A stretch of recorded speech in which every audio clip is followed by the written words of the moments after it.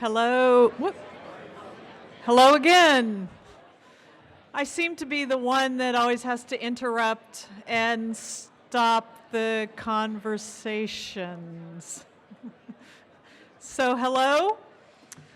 Welcome to our lunch. I hope you're all enjoying the lunch and you will be able to continue eating, but I need to get our luncheon program started. For those of you who are just arriving, I'm Jennifer Dill, Director of TREC and NITSE, the National Institute for Transportation and Communities, which is helping host this event. I'd like to thank all of our partner agencies for their role in bringing us today's program.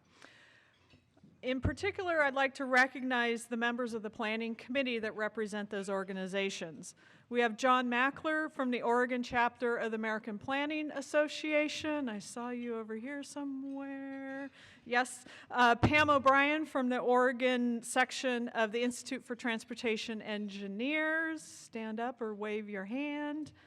Teresa Carr from Women's Transportation Seminar Portland chapter. And John MacArthur from TREC. Somewhere here. There. Okay. I also want to give thanks to Susan Pythman of TREC, who helped plan the summit before taking leave to take care of a new baby.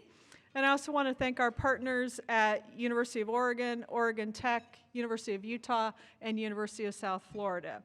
And of course, I need to thank the TREC staff for all their hard work, sort of behind the scenes, and today, a bit more visible part of the scenes, including Renata Frantum, Justin Carinci, Hal Hagedorn, Carol Wallace, Lacey Friedley, and Sarah Kilburn. So thank you all, and please give everyone a round of applause.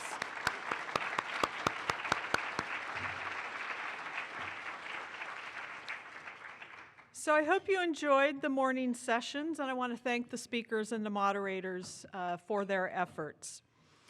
Now I am pleased to have with us our keynote speaker, Eric Klinenberg, a sociology professor and director of the Institute for Public Knowledge at New York University.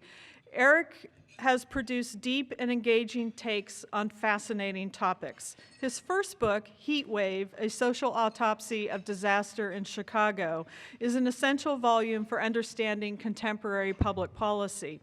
In the course of researching that book, the question of why so many people died alone at home fed Eric's fascination, leading him into a 7-year research project that would become the book, Going Alone, The Extraordinary Rise and Surprising Appeal of Living Alone. Rather than finding a problem this time, he discovered a sense of vitality that helps make our cities exciting places to live. This investigation into the increasing prevalence of single-person households can help us understand and plan for transportation that best serves our urban areas of all sizes. Most recently, Eric put his research acumen into a collaboration with comedian Aziz Ansari that resulted in the book Modern Romance.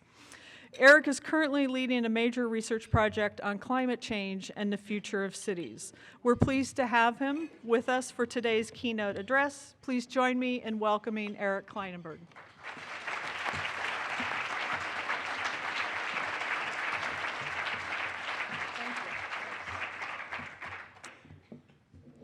Great, I'm going to use this mic if that works.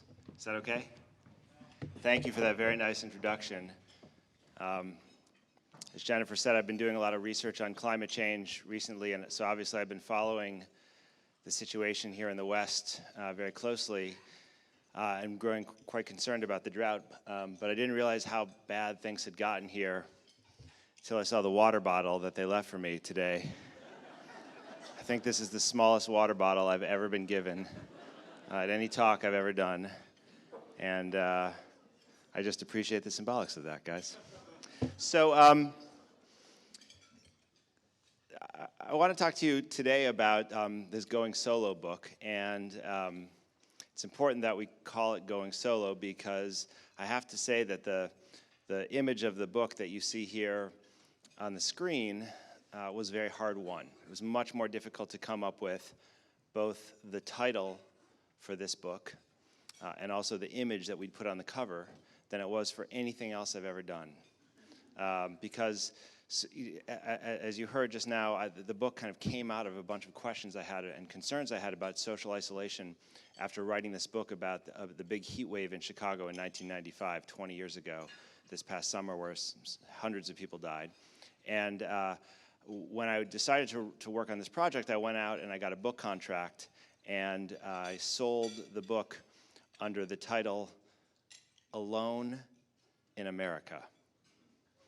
And, right, it's not exactly a happy title. It's like one person in the room got why that's a really bad title for this book. But a title that it takes you to a different place emotionally, right? Alone in America. And actually, I want to invite you now to just think for a second about what image you would put on a cover for a book called Alone in America. I think I can guess a couple, so I've got a couple suggestions for you in a moment. But the book is going to be called Alone in America, but if it's going solo, which is a very different idea, then you have to really think hard about what you're going to put there. And we couldn't quite get it with the human species, so we went with birds. And what I want to do today is really try to help all of this come into focus for you so you understand these ideas in the cover. And there's also two things I want to persuade you of over the course of the next 45 minutes or so. And this is the first one. That this transformation, I know this is not exactly a transportation talk, but I'm told that's okay. I'm told that's fine. It's going to be a little bit of a break, but it's going to be relevant to the way that people live today, right? So this is one big thing. This is one of the greatest social changes that we really have failed to name or identify, and this is the other one. It's the other thing I want to persuade you of, that the social change is not exactly the social change that we've been led to believe that it is. Okay, and if I can do these things over lunch, it's a good day. All right. Writing a book called Alone in America. I've got two potential cover images for you, okay? Anybody here have kind of like a Lone Ranger figure come to mind, Alone in America? Now, it wouldn't be totally surprising if we did here in Oregon. After all, this kind of culture of rugged individualism, the great American West iconography is a part of the heritage of this state. And in fact, that's not necessarily a terrible image. As it happens, up until about the 1950s, the states that had the largest proportion of people living alone in the U.S. Were places like Nevada and Wyoming and Montana, the open, sprawling western states that had a lot of migrant working men. I know they mostly didn't look like this, but when I close my eyes, I like to think of them looking this way. It's kind of a romantic image, right? And so they tended to be men, not women. And they weren't necessarily living alone for a long period of time. It was a kind of stage of life on the road toward a more conventional domesticity towards which they were heading. So they're just kind of getting this out of their system for the most part. Now, I know that even though it's Oregon, this is a very cosmopolitan place, right? And you are kind of city planners who think about transportation. So I'm guessing that more of you had this image in mind, right? Now, that would be a great image for a book called Alone in America, right? This is Edward Hopper's Nighthawks. It's the classic image of loneliness and isolation in the American city, right? And you really don't want me to go into detail on this painting. But I'll note a couple things about it. One thing is that you feel not just the individuality and solitude of this one person whose back is to us, but there's a kind of mood of loneliness that pervades the image, right? There's something kind of strange and a little off about it. If you look really closely, one thing I find interesting, and we'll go back to this later in this conversation, is that the couple across from him looks like maybe they're a little bit more lonely than he is. As Chuck Woolery would say, it's not a love connection. It's nice when you're not in front of undergraduates who have no idea what you mean when you say Chuck Woolery or love connection. But then the other thing that's really great about this image for me is our emotions are really directed at the person whose back is towards us. And so we project, in fact, onto him a whole set of our own feelings about what it's like to be alone in the city. Right? So for all we know, he could be having the time of his life this night. We don't actually see him. We just think that this must be a sad night for him. Sad and strange and a little weird. That makes some sense, right? Sad and strange and a little weird. Because around the time that Hopper painted Nighthawks, living alone, being single was exceedingly rare in the United States. This is 1950, at which point about 22% of all adults were single. and about 9% of all households had just one person in them. So exceedingly rare to live this way, right? To be alone in a city was a strange thing.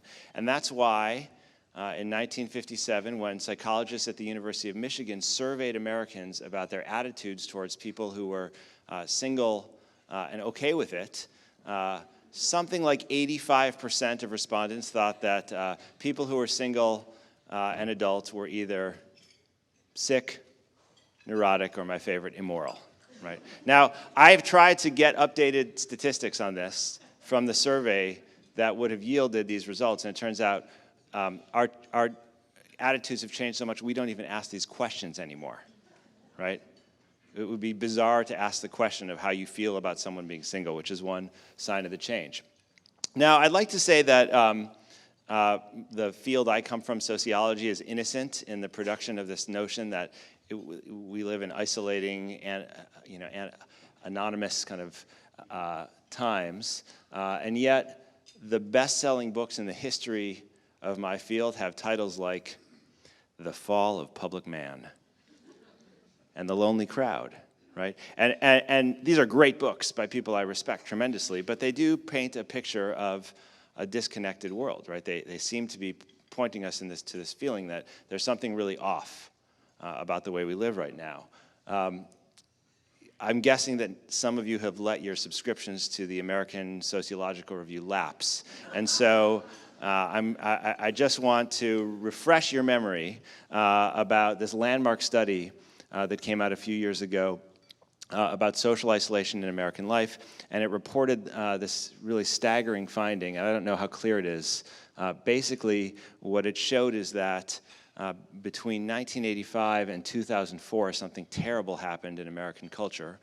When you surveyed people about their relationships, we went from 1 in 10 people saying that they had no confidant, no one in whom they could confide about really important personal matters, to 1 in 4 people, right? And that is a terrifying, haunting social change, right? That 1 in 4 people does not have anyone in whom they can confide. And so when the authors of this article published the results, they were in every news outlet, CNN and Fox and the morning talk shows, and this chart was from the USA Today. I mean, it's a major headline when it turns out that Americans are this isolated, and this is really cause for concern.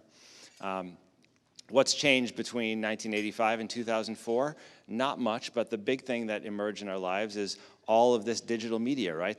The world of the internet and email. And so the story that circulated then, when the article came out, and even more recently, when this cover story in the Atlantic Monthly came out, is that our media are making us isolated and lonely. Our media that portend to connect us in all kinds of interesting ways actually disconnect us. They bring us face to face with a screen and make us forget about everyone else around us, right? So is Facebook making us lonely? Yes, the author argues this is the loneliest generation ever.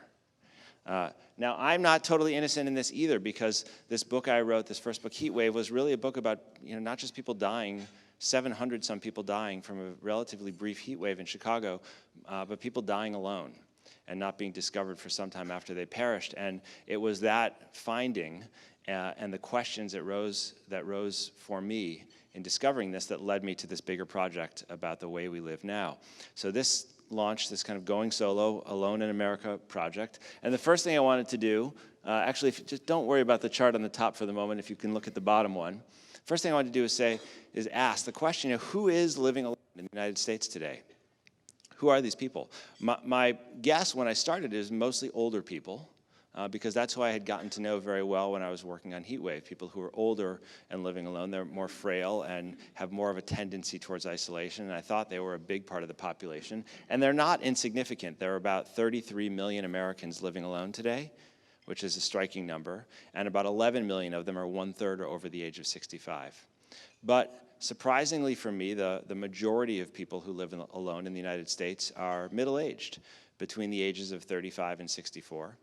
Many had been married before or lived with a domestic partner before and found themselves living alone. Some will live alone for some years, and others will live alone for a long period of time or the rest of their lives. But that's a much bigger part of that middle part of the population than I expected.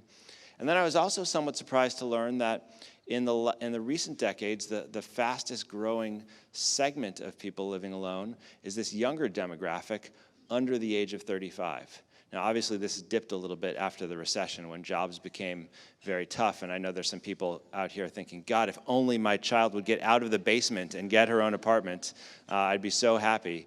It was a modest dip.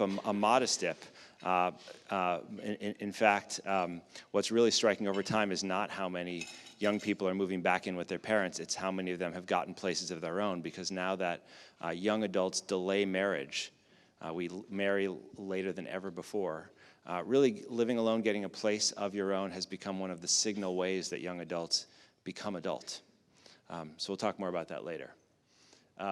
Okay, I tried to say that one of the things I wanted to argue today, one of the things I want you to walk out of this room with is the belief that the rise of living alone represents one of the great social changes that we have failed to recognize. And this is like my smoking gun for this argument, okay? So I know there's some people who work in the social sciences or study a little bit of demography or do urban planning in this room, and you know that we get excited when things change by 2 or 3 percentage points, right? That's a big deal in a sociology. We run around, throw high fives to each other. Yeah, Klinenberg found a 3% rise in something. It's like a big moment for us.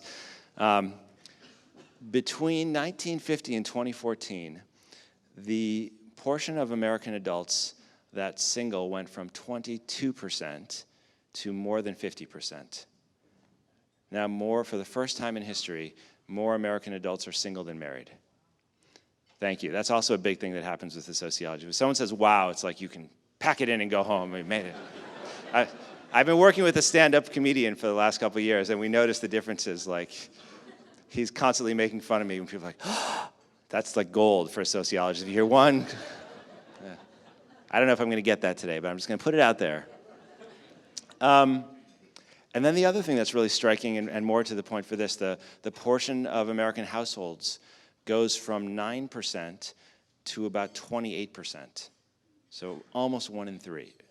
Sorry, between 1 in 4 and 1 in 3. Let's not get carried away. Amazing change, right? Effectively tripling that portion, right? This is a really massive social change, and it's one that we all probably have reckoned with in our own lives. If you stop for a second and think about your life or people in your family or people in your close friendship network, it's a certainty that there are people who are living alone and you wonder what's going on or what it means and are they okay and how do you take care of them and do they want to live that way. This has raised all kinds of questions for us in our personal lives, but also questions for us when it comes to thinking about the social organization of our cities and our communities. I'm just going to show you what this looks like in a couple different ways, just the sheer population increase, proportion of households. Now, and then this is the other really striking thing I wanted to call your attention to. Remember I told you in the beginning of the talk that in 1950, the typical person who lived alone lived in these big open western states, more rural than urban, more male than female. Now living alone is really an urban phenomenon. It's almost 1 of 2 households in Manhattan, where I live, and in Washington, D.C., 34% in Portland. You got to step it up, Portland.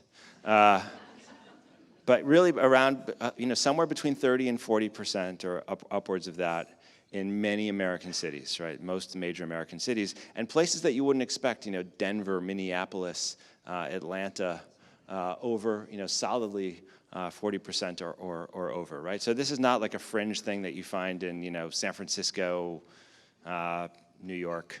I'll throw in Seattle because I feel like you must have a rivalry with Seattle here, so. Okay.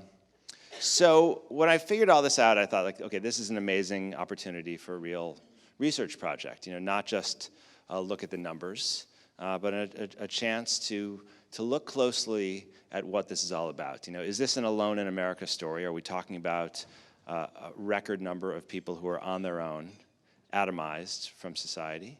Or are we talking about something different? What does it look like and feel like to live alone today?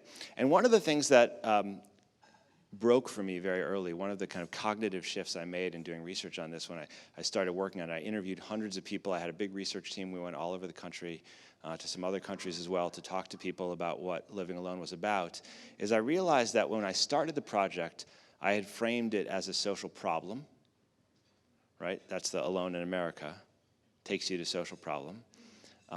But given what I started to learn, I realized maybe it's better to start to think of this as a social experiment, right? Well, and why a social experiment? Because it turns out, and we looked at the anthropological and historical record on this, that up until the 1950s, you really can't find a record of a single society in the history of our species where large numbers of people lived alone for long periods of time.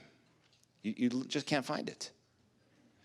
And so we actually started doing something that's incredibly new about 50 or 60 years ago.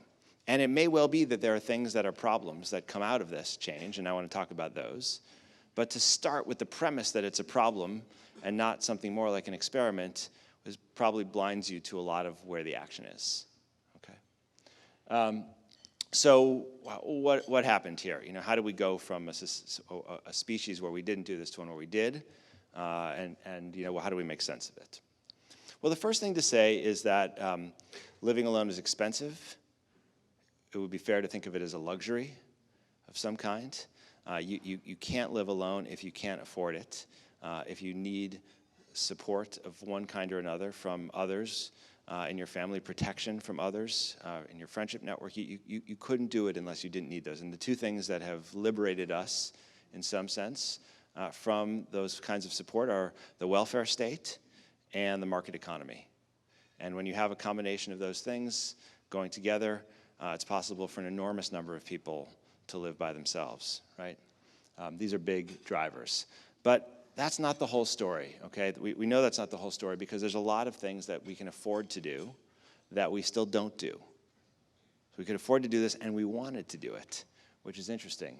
And it asked me, when I realized that, it led me to ask this kind of question, right? So of all the ways that in the post-1950, post-World War II period of prosperity that we could spend our resources, why this?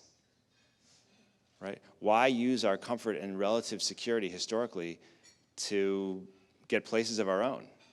What's that all about? So we talked to a lot of people about that. You know, what's so compelling about getting your own place? How did it happen? Why did you do this? And a lot of themes emerged that I think are worth sharing with you. One very basic one is that living alone gives people a chance for some freedom. The freedom to do what they want to do when they want to do it, to live their lives in a way that feels right to them at the moment. That's related to the fact that living alone gives people some chance to control their time and space in a way that they might not otherwise be able to. It's really striking, I would say. We talked to people of different life stages. We talked to younger adults. We talked to middle-aged people. We talked to people who had lived alone forever, people who had been married or lived with a domestic partner and then found themselves on their own. We talked to older people. And this notion that living alone could be a way to get self-control, personal control, and self-realization, like a way to kind of figure out who I am and how I want my life to work out, that proved to be especially relevant for people who had been in a marriage or had been in an intense relationship, who wanted to get back on their feet again after separation. They didn't want to just go back to living with their parents or to get roommates or to live with family members. It meant something special for them. And for younger adults, this idea of getting freedom and also the space to figure out who they were was really important, right? We talked to younger people who said, I wouldn't feel right living with a romantic partner. I don't want to get married and make a commitment to someone else until I really know who I am and what I want. And also, I really don't want to live in my parents' basement if I can help it, you know? Roommates are great, like you finish college, you go to graduate school, the first couple of years, roommates are great, and then you just kind of come home to dirty dishes piled up in the sink once too many times, and that doesn't work out either. So if the option is living with your parents or living with roommates or getting a place of your own, getting a place of your own turns out to be very attractive for people. It turns out also that this notion that living alone gives people a chance at solitude is also pretty important, that we live in a day of incredible connection, maybe hyper-connection, maybe over-connection, right? I guarantee you that since I started speaking, many of you in this room have picked up your phone or gotten on your email and sent an email or a text message to someone else, despite the fact that you have like one of the greatest speakers you could possibly have in front of you at this very moment, right? So like we're connected all the time. And interestingly, a lot of people say that having a place of their own gives them a little bit of an oasis, a place to come home to. And paradoxically, having a place of one's own can also be a way to make better, more meaningful connections with people. This is something actually I recalled when I started reading the Transcendentalists and Emerson and Thoreau. We oftentimes kind of celebrate them in our spirit of individualism here, of thinking these are people who renounced society. These are people, Thoreau went to the woods, right, to get away from society because the good life is a life lived alone. But that was not the point at all. Right? I mean, first of all, it turns out that Walden Pond was like a mile from his mother's house, and he used to walk home for dinners.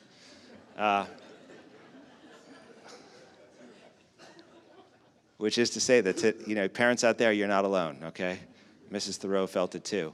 But the other thing is the whole point of going to the woods and having time on your own was so that you could make a stronger and more productive return to the world, so that you could get your moral compass straight and return in a more productive and engaging way. The idea of solitude is not about leaving society behind. It's about finding better terms for coming back. And we forget that too often. Okay.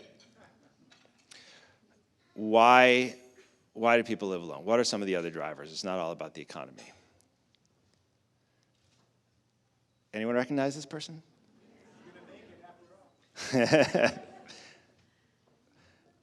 I was tempted to go into song, but I'm not going to do it for the sake of the rest of your conference. My undergraduates don't know who Mary Tyler Moore is, but you guys do. Okay, so Mary Tyler Moore is not responsible for the rise in living alone, but you can't understand the rise of living alone outside of the rising status of women. Right? When women gain access to the paid labor force, and when women gain control of their own bodies and their lives, you start to see the age of first marriage go up, the divorce rate goes up. It suddenly becomes possible for people to live alone when living together isn't required. And we know this, in fact, because some of the wealthiest nations on earth are places in the United Arab Emirates, where there's incredible affluence, a strong state, and no one lives alone. Right? You really can't have it without the independence of women. So this is a huge driver in the story. Another big driver is the communications revolution. And I don't just mean, the fact that everyone's carrying an incredibly smart phone in their pocket all the time. If you think about what it was like to live alone before the radio or the television or even the landline telephone, that was a very different kind of living alone than living alone once we started to introduce those communications technologies, right? Suddenly the world could come into you, right? You could be home and alone, but receiving a lot of information about the world. Now, throw in the internet and Skype and FaceTime, right? And email and all the other things that people do that are so weird, I don't even know the names for them. And now to be home and alone is potentially also to be involved and immersed in social life, right? Now, not necessarily the best social life, not necessarily a healthy social life all the time, but not unnecessarily. So, for instance, I have very, very young children, and I think it's a net positive thing that they can go on Skype and have conversations with their grandparents who live a few thousand miles away. And it means that there's a closeness, there's a kind of relationship they've established that does something when they're together. There's a lot of anxiety today about the idea that we aren't spending much time with each other, right? We lie in bed at night next to the person we love, and we cuddle up with our phone, right? And that's a real problem in a lot of relationships, I know. Like, it's, we forget about the person we're with. But as true as that is, what we also know is that people generally are using social media not as substitutes for face-to-face interaction, but as supplements to them. And we know this because, in part, the best research so far tells us that people who are very active users of social media, of cell phones, email, things like that, are also heavier users of actual face-to-face time with other people. Right? They use social media to engage with each other. So I'm as anxious as the next guy when I'm driving in a taxi in Manhattan and the guy's like barreling down Fifth Avenue while watching a talk show on television through his phone. Like, that's not a good moment. And I have young children, and I'm concerned about the way they use their screens and the possibility that they will be sucked so deeply into the world of their screens that they won't engage with each other. And I think we're going to explore that problem over the next many years. We're at the beginning of that social experiment. But right now, the data are not telling us that we have forgotten about each other because we spend all of our time with our phones. It also, of course, makes it much easier to live alone, right? You can live alone and be connected. So too has the urban transformation over the last several decades, right? The revitalization of central cities, the rise and return of urban culture and public urban life means that there are now places where people who live alone can go to find companionship in public spaces or in third spaces like bars and restaurants and cafes that they might not have had access to before. So, for instance, if I tell you that 1 in 3 households in Portland, or 40% of households in Seattle, or 50% of households in Manhattan are one-person households, and you know those cities, you also know that those numbers are not uniform across the city, right? There's incredible neighborhood variation. And if there's some neighborhoods where basically no one's living alone, there are other places where it's 50, 60, 70% of the households in the neighborhood are one-person households, right? And if you stop and think, I bet you all know where those neighborhoods are, right? Just go through it in your mind. San Francisco, Los Angeles, Chicago, Denver, Atlanta, New York, Washington, Boston. I bet you know which neighborhoods have high numbers of single people. And one of the reasons you know that is because those are the places where you go when you visit those cities. Now, I'm not accusing you all of being Ashley Madison users. But what I am saying is that the places in cities that have high concentrations of single people and people living alone are also the places that tend to have more robust public life, right? So when you go to a town and you want to go to the place where the restaurants are, where the bars are, where the cafes are, where you'll find people in the streets, you tend to go to those spots. Now, one of my arguments recently has been that in the urban planning profession and debates about cities, we have spent a lot of time thinking about the role of public spaces in drawing people out from their homes and into public areas. And it's important to have good public spaces. We've learned a lot about the design of cities and how they can work well and when they don't work well. And it's an important part of the story. But it's my contention that we have failed to understand the demand side of the equation. And one of the consequences of the spike in living alone over the last 50 years is that there are more people living in cities who want the public amenities that cities can provide than there were before, right? So it's not just that planners are providing these things out of thin air. It's that more and more people want to use public spaces in this way. And in fact, I would argue that you can't understand the revitalization of central cities in this country and in others outside of the rise of people living on their own.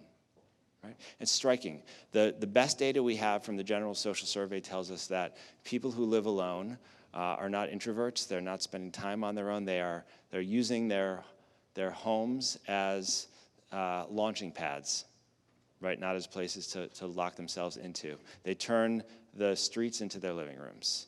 People who live alone are more likely to spend time with friends and neighbors than people who are married. This is a surprise to me. People who live alone are also more likely to volunteer in civic organizations than people who are married, right? And that's especially true for women, which makes some sense if you think about it. So I read this study. I'm not sure if it's complete. You probably won't believe it, but it turns out that married women with children do more domestic labor than their husbands, typically. So, right? I had exactly the same response when I shared that with my wife. I was like, you're not going to believe this, but, so I'm going to tell her that you all are with me on this. Right, so if you're married and you have a family, like you're doing a lot of social labor, right? You're doing a lot of social work. You're involved in social life, but you don't have the same opportunities and time to be out in public and contributing to civic organizations, probably, right? And so against this myth that people who live alone are kind of selfishly single, a lot of data tells us that no, to live in a city is these days to be immersed in social life as a single person. By the way, that turns out to be true for older people as well as for younger people. The same findings hold up. I would be remiss, to just emphasize these kind of more social elements of the experience of living alone, because one big reason that people are living alone today is because people are aging longer, living longer, aging more. We live longer than ever before, and our aging is somewhat uneven at the level of the couple. So it's not unusual to know a person who has outlived her spouse by 2 years or 5 years or 10 years or 25 or 30 years, right? In some cases, like a whole stage of life after the death of a spouse. And this is really an issue that we haven't thought much about from a planning perspective.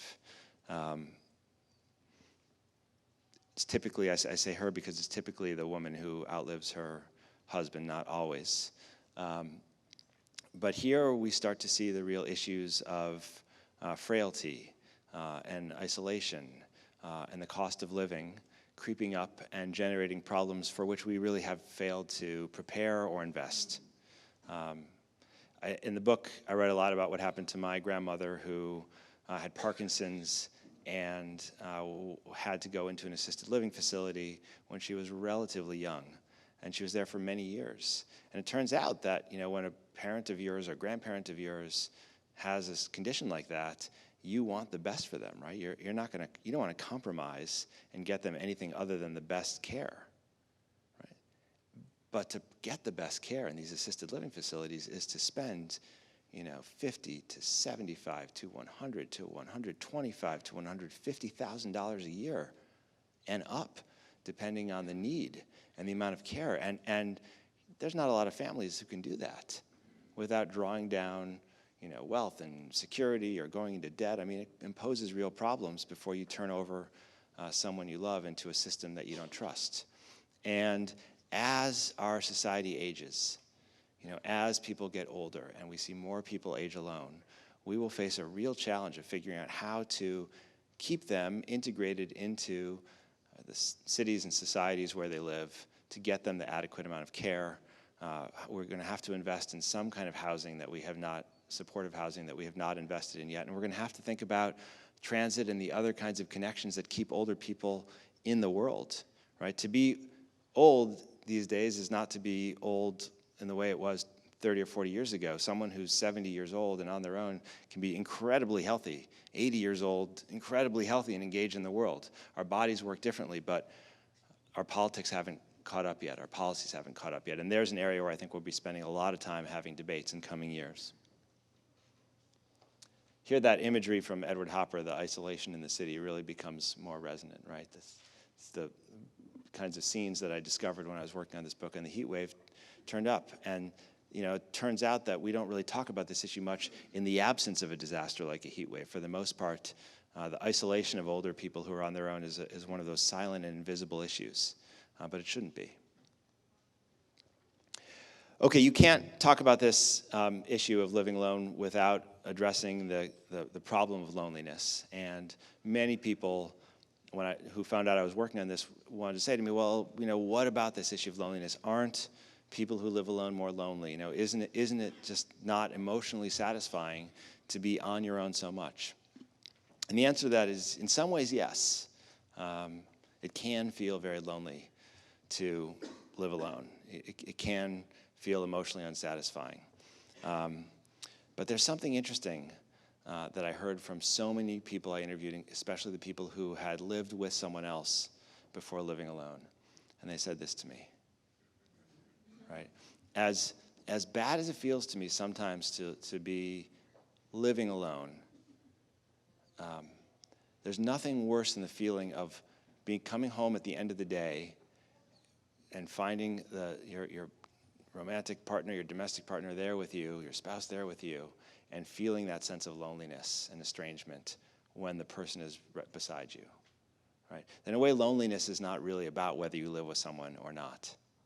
It's about the quality of your connection. And it's interesting, the psychologists who study loneliness, and I think a lot about this scholar, John Cacioppo at the University of Chicago, who argues that, loneliness is kind of a trigger. It's a physiological response that tells our bodies, you need to get out into the world and make a stronger connection, right? So when you start with loneliness, it can be a very productive thing to feel. It gets you off your couch, gets you in the world.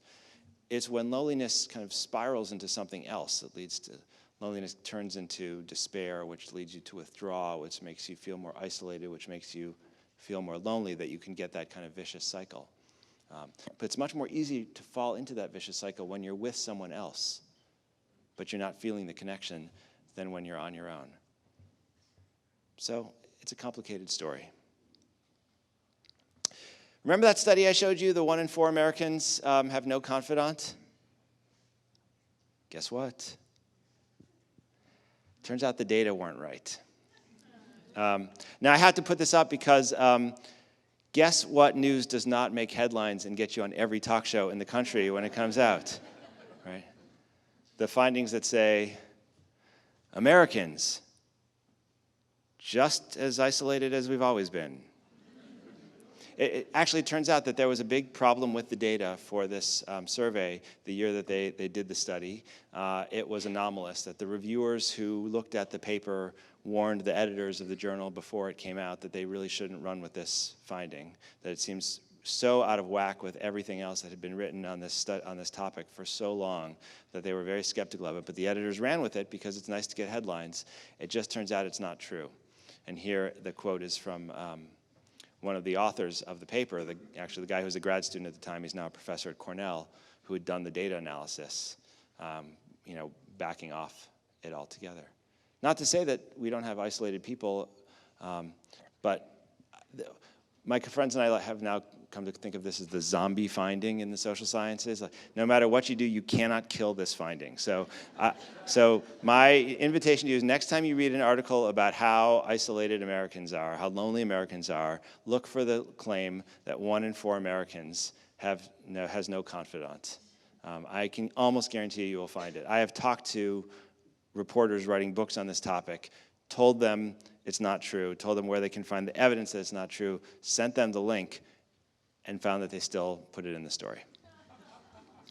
It's a good story, it's just not true.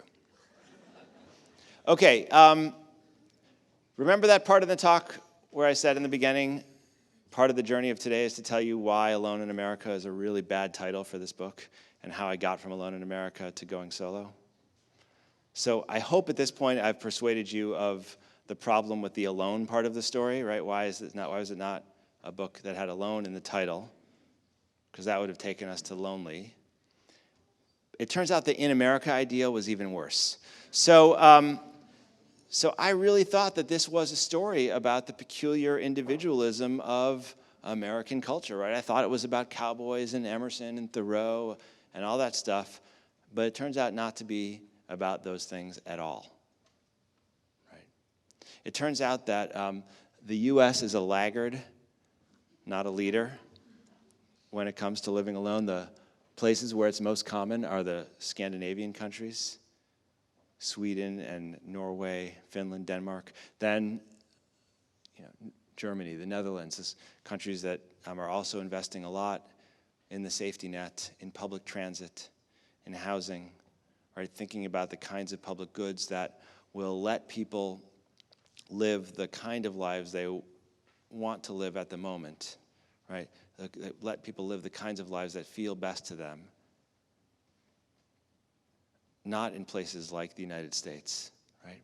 And it turns out that while they're relatively low on this chart here, in recent years, the nations with the fastest increases in living alone are China and India and Brazil, right? But when I thought about that map of the American cities where living alone is so prevalent, and when I look at the top of this chart and see the Scandinavian countries up there, I realized something else about this topic that I really hadn't understood in the beginning. And that is that whereas I thought initially that this was a story about disconnection, that in fact the opposite is true, right? Because what the American cities share with the big Scandinavian welfare states and with some of the European countries like Germany is that they invest in public goods in a way that not everybody does. And what I realized then is that it's actually our interdependence that makes our independence possible. It's our interdependence that makes our independence possible, by which I mean you can't do the kind of individualism that we do here unless you have a lot of support behind you. And that's something that we tend to take for granted. So I hope by now, in addition to having eaten a very delicious lunch, you get the idea of going solo, that it makes a little more sense to you, and even that you could start to think about some images that could replace the birds for a future edition of the book. So thank you very much for being such a good audience, and look forward to your questions.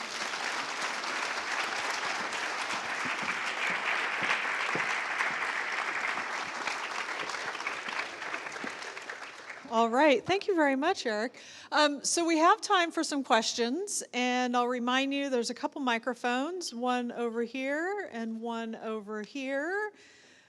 And That's the microphones for over there. Oh, Yeah. Thank you. I didn't know that. Bring it down. You can use the Okay. lectern one. So, They're like, we're low on water and microphones here. So. yeah. Hi. Hi there. Thank you. Great talk. I'm going to try to rope you back into transportation here in spite of everything. Just interesting that you mentioned what you mentioned about the elderly. Because last night I was reading another paper, as many of us have here, for the Transportation Research Board, and it had to do with an experiment in Canada where they decided to make public transportation free for the elderly all day long. And any public transit person would tell you that they would do cartwheels if they could get a 10% increase in ridership, and 20% almost unheard of. Ridership went up 579%. And so there was a real awareness that these are people who are looking to interact, that probably did feel, I don't know if they felt isolation, but they wanted to interact. And that is certainly one thing. I think it is happening more in Europe where they offer this kind of free service. And I suspect we'll see more of that in the U.S. So it's not so much a question as it is just a comment regarding something you mentioned. Yeah, well, thank you. So my question is, could you send me that paper? Because I'd like to know about that experiment. That's an amazing thing. Look, it's my view, kind of contrary to a lot of the commentary out there, that we are an incredibly social species, that we have a great appetite for social life, and not just face-to-screen social life, but also the kind of social life we get from spending time with other people. And that we often fail to appreciate the impediments that keep people from meeting up face-to-face, right? And also don't think about what kinds of resources will draw people out of their homes and into public space. That actually is one of the themes of the book I wrote about the heat wave, that one of the things I discovered was that it wasn't just living in a poor neighborhood that made you vulnerable to being isolated. It was being in a neighborhood that was abandoned and depleted and that didn't have kind of social infrastructure of sidewalks and commercial outlets that would draw you out of your home, especially if you're old and frail, and into public life. Like, that was really the thing that mattered.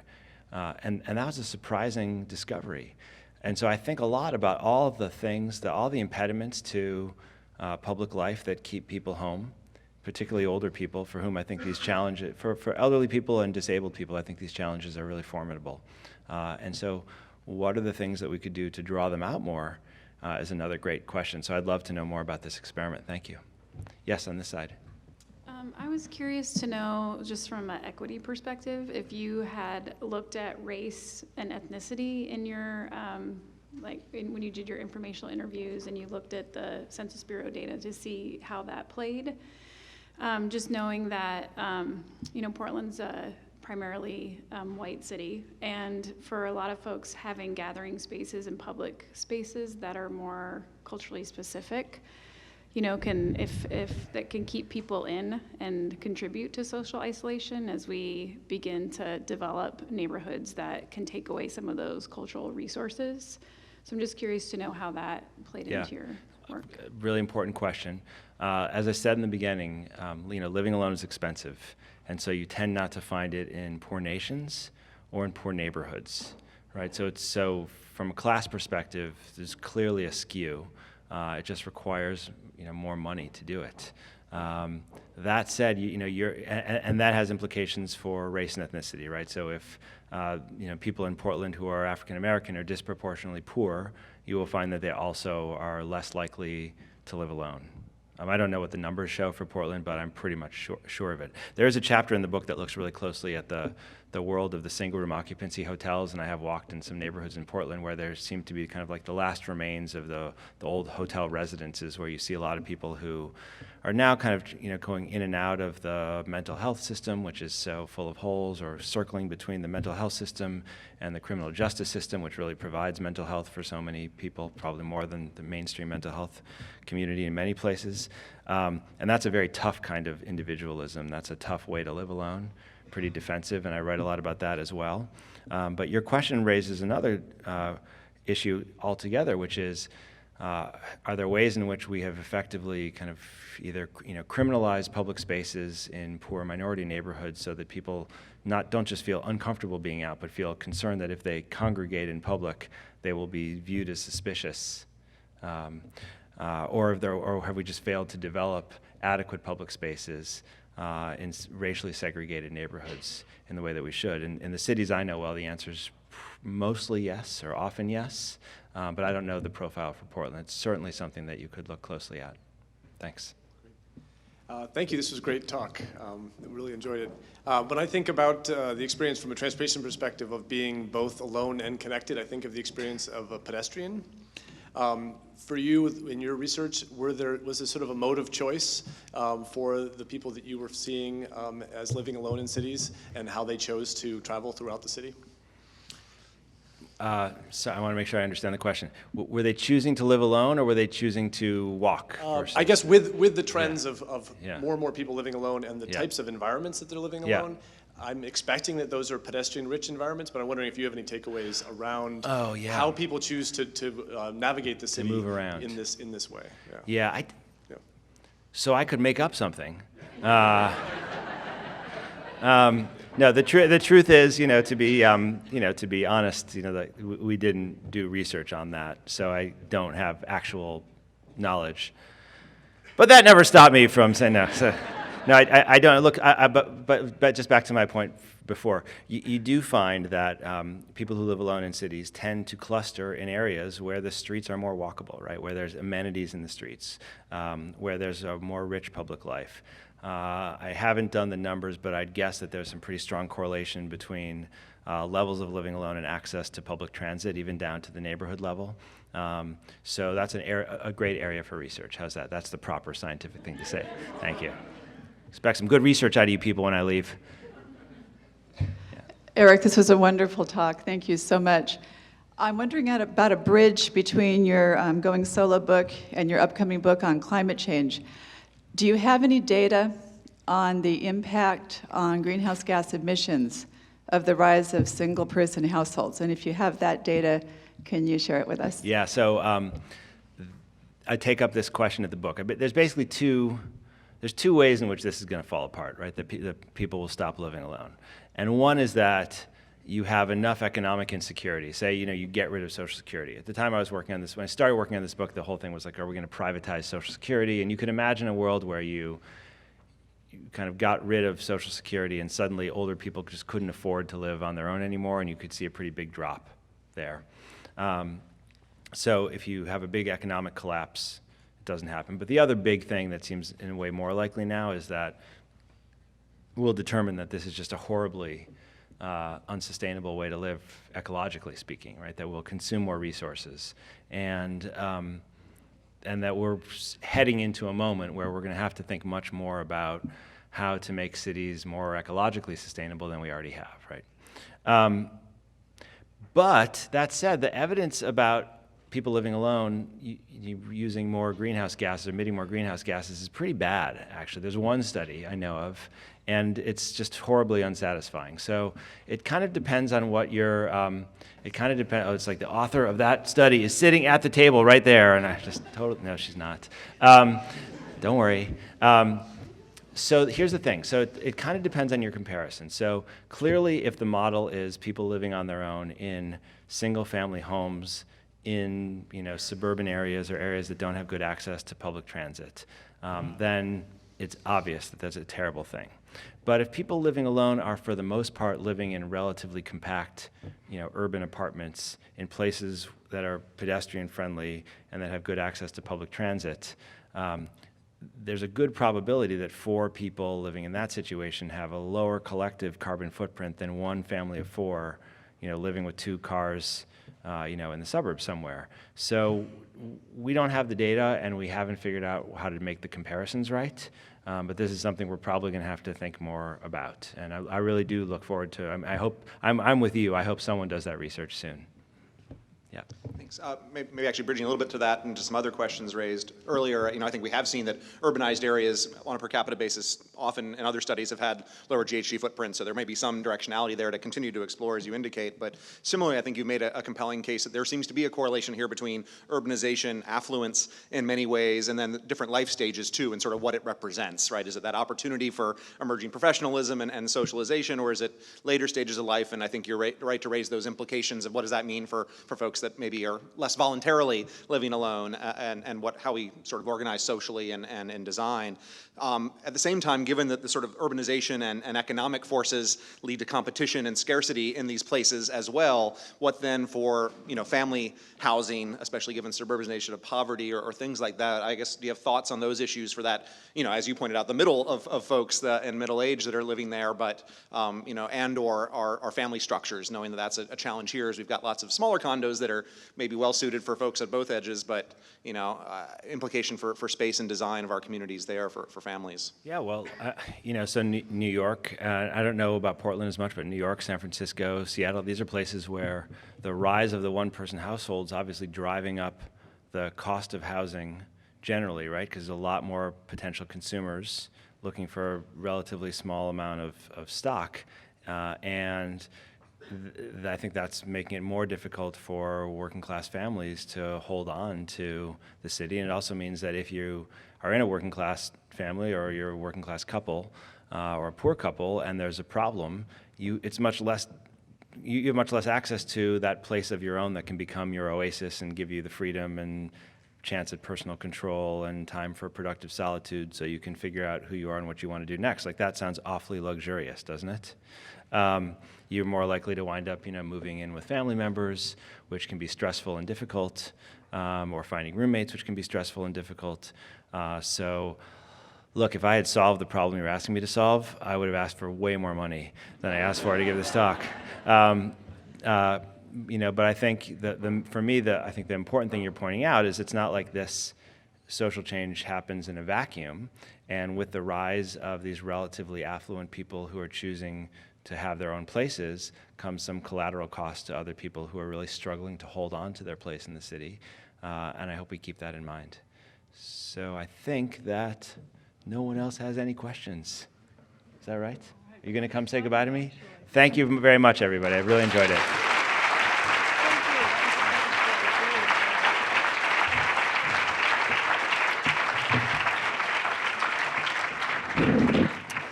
All right.